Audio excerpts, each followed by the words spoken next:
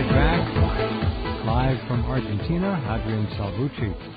The issue of Iran and the talk about attacking this sovereign nation of 80 million people continues. The Israelis, of course, want the Americans to do their fighting for them, as they always have. Nothing new there. You have in Argentina apparently a couple of examples of false flag attacks in the early 90s of interest that Americans might learn from. Yes, indeed. Back in 1992 and in 1994, we had two dreadful bomb attacks against the buildings that housed the Israeli embassy in downtown Buenos Aires in 1992, and an organization called AMIA, A-M-I-A, which is the Jewish Mutual Association, in another downtown Buenos Aires building. They were both blown up and demolished.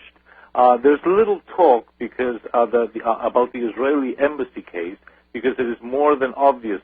Even the National Academy of Engineers were able to prove that the explosion occurred inside the building and that there was no car bomb, as the Israelis and the local Secret Service would have us believe. However, on the case of the AMIA, after 15 years of a very corruption-riddled investigation, and when I say corruption, I will just give you one small example. One of our federal judges, a man by the name of Juan Galeano, went so far as to authorize a $400,000 kickback to be paid to a man who was in jail, so that that man would accuse officers of the Buenos Aires police, because in that way they could link through the Buenos Aires police into Syria, in turn into Hezbollah, in turn into Iran. It all depended on a fictitious, non-existent car bomb. Now, $400,000 kickback given by a judge, let's say, is not normal legal process. And the money was provided by the president of the DAIA, which is AMIA's sister organization, a man by the name of Rubén Beraja, who years later also ended up in jail because he fraudulently liquidated his own bank, a local bank down here. Now, the way that turned out, it went through 7 different federal courts, and finally they had to throw everything out and start all over again.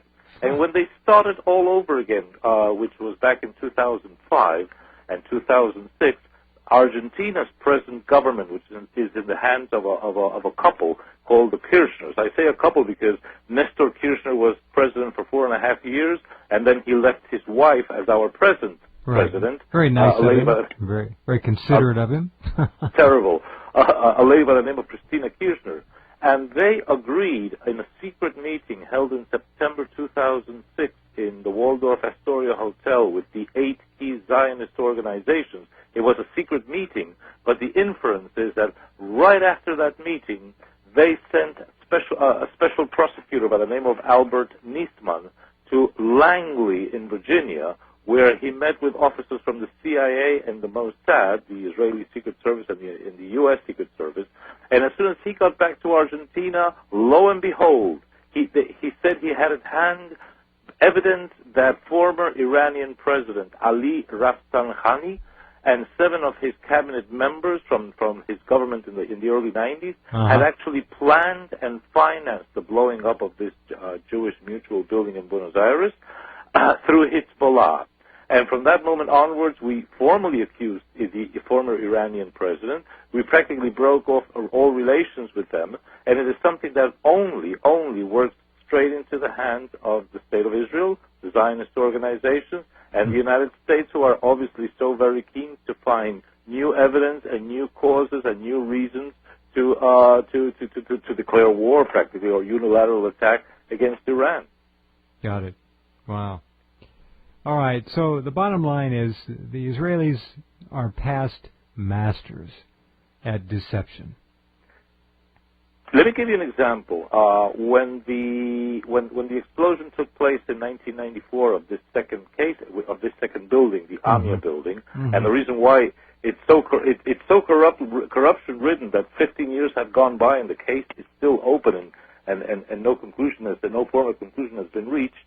we had another president at that time by the name of Carlos Menem, who was extremely liberal, pro-Bush, and pro-Israel, yes, and he immediately invited the CIA, the FBI, and the Mossad to come to Argentina to help with the investigation. That was in July 1994.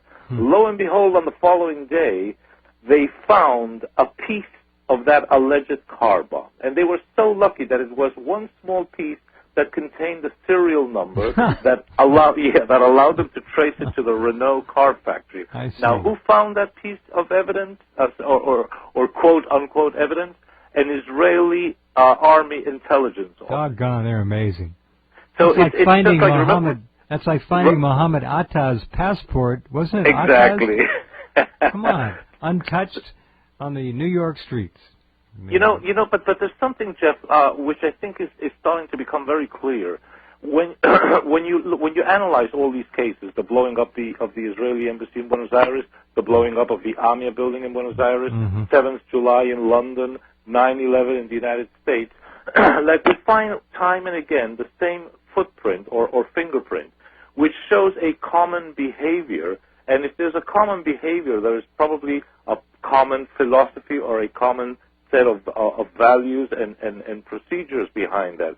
Because, I mean, this is like if you and I are hunting, I don't know, a jaguar in the middle of the African jungle. We don't need to see the jaguar to actually know what we're hunting. If we're good hunters, we will notice that there's a paw mark here, there are droppings there, there's a broken twig here, maybe a little dead animal by the wayside, and we will, without actually seeing the beast that we're hunting, we will know that he's around there. And if we're good hunters and we can smell our way through the jungle, we will know what we are after. Well, the same here. You're not going to find the Mossad admitting that they did the whodunit thing. They're not going to actually come out with specific proof and evidence, but you can tell that there is a common source to all of these false flag attacks. Right. Absolutely. You know, in the case of Buenos Aires, where we had two downtown buildings that were completely demolished, and I would even include the Trade Center in what I am about to say, if you say, well, what is the real precedent? What is one of the first cases in modern history? Well, you would have to go back to the blowing up of the King David Hotel, which housed the British Central Command headquarters in Jerusalem, and that was blown up by the Irgun Tzvai Leumi, led by former Israeli Prime Minister and Nobel Peace Prize winner Menachem Begin. I know. Stand by, so my in a way, friend. there's a thread going through all of these cases, which shows a common origin. Hold on, we'll be right back in just a minute.